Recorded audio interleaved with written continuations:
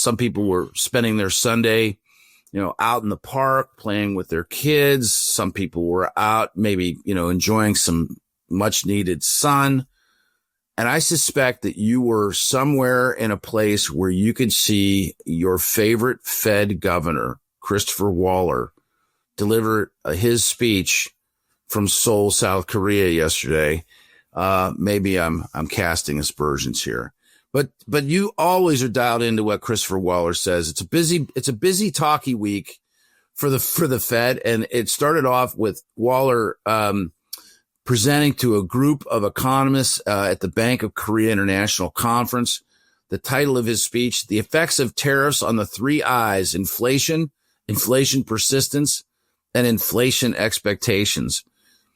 It's not coincidence that he's talking about this stuff right now. So tell me let's break it down for the regular folks who I imagine were probably watching baseball and maybe grilling some hot dogs yesterday. Yeah, so first of all, Governor Waller is probably the smartest guy in the FOMC by far, by miles. He's a research economist, and this is the subject, the topic of his research, essentially. Monetary policy is the thing he does. And so, I'm not surprised. He put it together really nicely. He put together a small tariff scenario, a large tariff scenario for the audience, give you the different states of the world, and try to give you an idea what that would look like.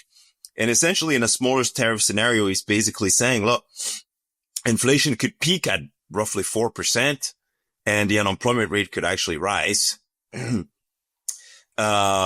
The large tariff scenario, inflation could peak at about 5%. The unemployment rate would also rise to about 5%, he's saying. Those are bad outcomes. But he also added that it's likely that there are going to be large one-time price increases that are going to cause the shift, but that inflation would fall subsequently. So it would actually calm down, right? It would take a little bit of time, but it would calm back down because that's the impact, the expected impact of tariffs, right? And so he does look at the economic situation as somewhat positive. I feel like every Fed member likes to talk about the economy as the outlook as somewhat positive, especially given that they haven't continued to cut interest rates. But he did make a couple points about the reason why he doesn't see inflation sticking. And the reason inflation is not going to be sticky is because, the labor market, right, is pretty weak. The reality is the labor market is pretty weak. Workers don't have the bargaining power to go out and negotiate higher wage increases right now. You know that because you see the quit rate and it's super low. Nobody's quitting their jobs right now, going out and jumping ships to a better paying job. So wage gains are likely to remain very low. And despite the, rise in inflation expectations in consumer surveys, right? And so the idea here is very simple, is that, look, if people begin to expect inflation is going to be higher, they go out and negotiate a higher pay with their boss if they're able to do so. It's just not happening right now. And it's not happening because workers' bargaining power is very low. Higher rates are at a decade low. And so there's not that much out there in terms of opportunities that you can quit your job for. And so that's why, even with elevated inflation expectations, in consumer surveys, it's unlikely that we're going to see, a big uptick in wage gains or price gains. Yeah. All right. So Sunday morning, Secretary Scott Bessent he was on Face the Nation with Margaret Brennan, and Margaret Brennan was trying to really giving Scott Bessent, I felt like a rough ride, right? I mean, it's it's her interviewing style. And, she said this, and this is a quote from the transcript. She's something, huh? She's something. Yeah. Yeah. She said, when you were here in March, we were trying to gauge what the impact of the standoff with China and the tariffs on the rest of the world would do for American consumers here at home. At that time, you told us you were going to appoint an affordability czar and council to figure out 5, you said, or 8 areas where there will be some pain for working class Americans. Where are you anticipating price increases? And so Besant, he replied and said, well, thus far, we wanted to make sure there aren't price increases, Margaret. And thus far, there have been no price increases. Everything has been alarmist that the inflation numbers are actually dropping. We saw the first drop of inflation in 4 years.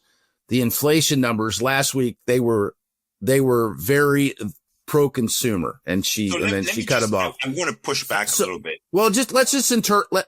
I wanted you to interpret that interchange, because so Besant is referring to PC inflation easing, right? We're at 2.1% year over year now, and so to that extent, I say, okay, yeah, but let's fact check this a little bit. The 2.1% could have been lower, because actually the tariffs, there's very interesting, very good research out there that shows that tariffs have actually already caused some price increases.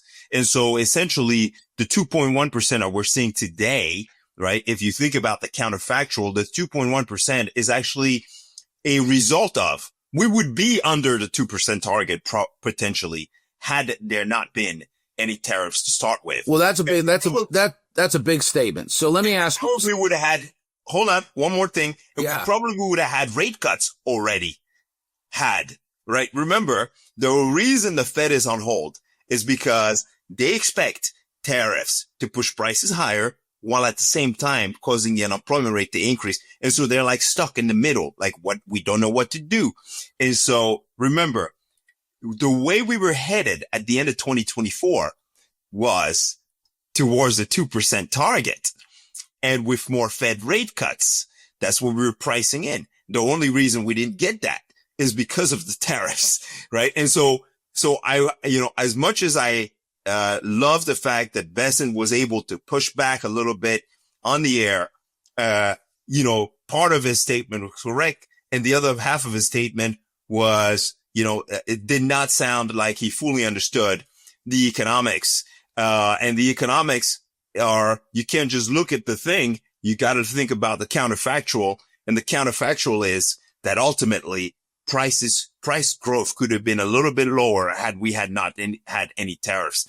I think that's my first point. The second point, though, is, because I did watch the interview, is this whole discussion about deficit spending, to me, is missing something, right? You cannot possibly talk about tariffs generating revenue when you're telling the whole world at the same time that you're trying to bring manufacturing back to the U.S. and all types of production activity back to the U.S. Those two things don't quite make sense. You're counting tariff revenue and at the same time saying the goal of the policy is to bring production back into the U.S., right? And so it's kind of like me. Let me go a step further. You're starting to count your eggs before they hatched, right? It's kind of like me saying, hey, I'd like to go buy a new house or a new Porsche because, it's nice, right?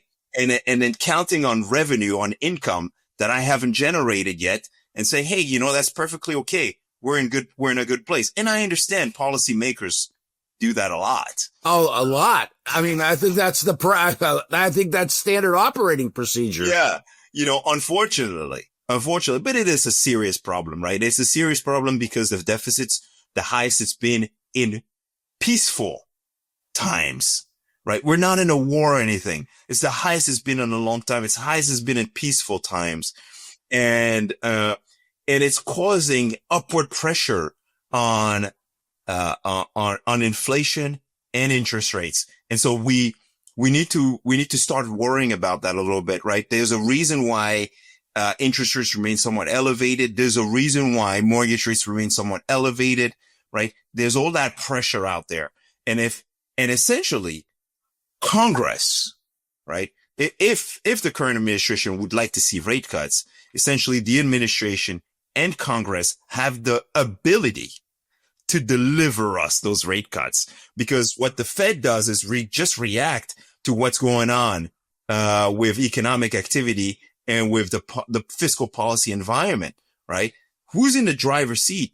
It's the administration and Congress legislating tax and spend policy, right? And so if they could, right, get their act together, right, in terms of the fiscal policy environment, I think we would be able to see rate cuts later. I think we're going to get those rate cuts anyway, but we probably would have avoided this longer prolonged period, right, had we had policy, very compliant, not a policy that doesn't essentially go against the Fed's objectives, out of the nation's capital.